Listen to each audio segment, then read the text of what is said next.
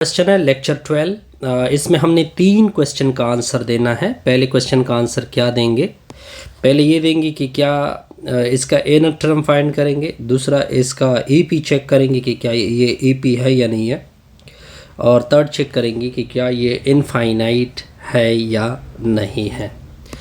ठीक है, पहले इस क्वेश्चन का आंसर देते हैं इनफाइनाइट। अब देखिए यहाँ पे up to so on, third question का आंसर मैंने पहले किया। अप टू सो ऑन लिखा हुआ है, yes it is infinite sequence. ये कौन सा सीक्वेंस है? इनफाइनाइट सीक्वेंस है। यहाँ तक ओके। फिर आगे हमने किसका जवाब देना होगा? आगे हमने जवाब देना है सेकंड का। पहले आंसर देते हैं, अब सेकंड का आंसर देंगे। तो ईपी के लिए क्या करना होता है कि इसको इससे निकाल देंगे। ठीक है, 10 की पावर 7 नीचे 10 निकाल देंगे, 7 की नीचे 3 ऊपर 10। इसका रिजल्ट इसके साथ इक्वल होना चाहिए। चलो इक्वलिटी डालते हैं। 7 की नीचे 17 की नीचे 10, फिर दरमियान में माइनस 10 की नीचे 7 आएगा। देखते हैं कि क्या इनमें इक्वलिटी आ रही है। अगर इक्वलिटी आ रही है तो अरिथमेटिक होगा, अदरवाइज अरिथमेटिक नहीं होगा।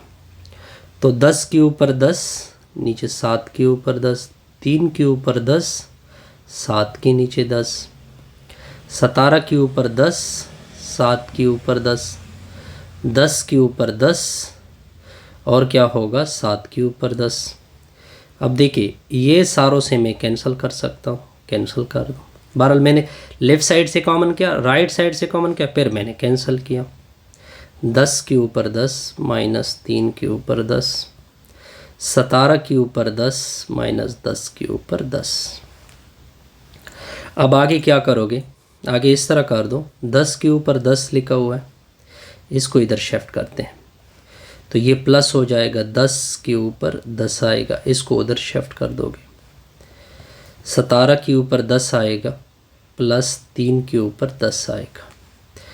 अब देखिए इससे यहाँ पे इसके साथ 1 लिखते हैं, 1 लिखते हैं। जिस तरह x और x ऐड होते हैं तो 2 डॉट 10 के ऊपर 10 आएगा। अब देखते जाइए इससे इसको किस तरह लिखेंगे। 17 के ऊपर 10, 17 के ऊपर 10 प्लस 3 के ऊपर 10। अब देखिए इससे कुछ आंसर आएगा, जो भी आंसर होगा। फॉर एग्जांपल हम कोई आंसर ज़हन में मान लेते हैं, इससे भी कुछ आंसर आएगा। यानी 10 को 10 टाइम मल्टीप्लाइड करोगे कि इसके साथ 2 आएगा। ठीक हो गया। 17 को 10 टाइम मल्टीप्लाइड करोगे, 3 को 10 टाइम मल्टीप्लाइड करोगे, तो इन दोनों में कभी भी इक्वलिटी नहीं आ सकती।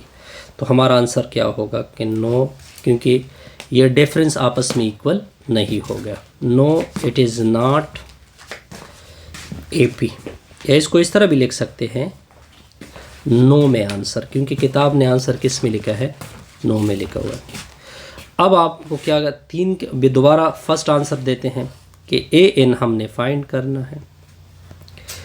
3 के ऊपर 10 फिर 7 के नीचे, मैं विद सीक्वेंस लिख देता हूँ। 10 के नीचे 7, 3 के नीचे 7, 10 के नीचे 7, 3 के नीचे 7,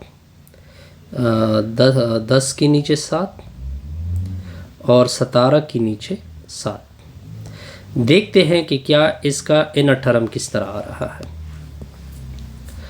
अब देखिए 7 तो पूरा कॉमन आ रहा है। 7 तो पूरा क्या आ रहा है? कॉमन आ रहा है। देख सकते हैं 7 सारों में क्या आ रहा है? कॉमन आ रहा है। इसको कोई आपने छेड़ना नहीं है, यानी 7। मसला किस में आ रहा है? 3 10 17। ऊपर 10 भी कॉमन आ रहा है। चलो ऊपर 10 को भी मैंने कॉमन लिया। 3 बनाना है, 10 बनाना है, 17 बनाना है, तो क्या लिखते हैं? अगर मैं लिख दूँ 7, फिर इसके साथ n लिख दूँ। इसके जनरल टर्म को हम tn भी कह सकते हैं, an भी कह सकते हैं, बहरहाल मर्जी आपकी है, क्योंकि मैंने an कहा है। तो कितना सब्ट्रैक्ट कर दूँ? अगर मैं 4 सब्ट्रैक्ट कर दूँ, अगर मैं कितना सब्ट्रैक्ट कर दूँ तो आप देख सकते हैं, अगर मैं इनकी जगह 1 रख दूँ, 7 1 7, 7 में से 4 3 आ जाएगा। 7 2 14, 14 में से 4 10 आएगा। 7 3 21, 21 से 4 निकालोगे तो क्या आएगा? ऊपर तो 10 तो कॉमन आ रहा है, ऊपर 10 भी हम, तो ये इसका जर्नल टर्म होगा। इससे हमारी ये वीडियो क्या होगी? कंप्लीट।